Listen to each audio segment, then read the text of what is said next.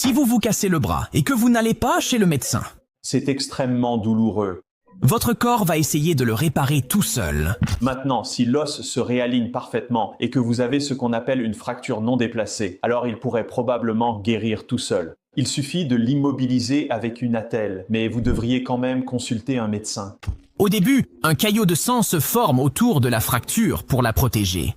Donc oui, un caillot se forme d'abord, puis des fibres commencent à croître, ce qui est très fragile, surtout s'il y a séparation et déplacement de l'os. En une semaine, des tissus mous et du cartilage commencent à se former, essayant de reconnecter l'os. Mais si les morceaux ne sont pas alignés, ils ne vont pas se souder correctement, laissant un espace.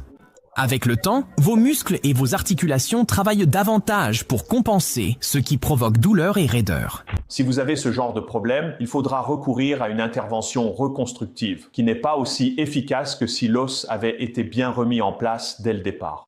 Des mois plus tard, le bras devient faible et déformé, ce qui le rend difficile à utiliser. Et si les dégâts s'étendent suffisamment en profondeur, cela peut couper la circulation sanguine, noircir le bras et forcer le corps à l'abandonner. C'est possible, mais il faudrait vraiment beaucoup de gonflement pour en arriver là.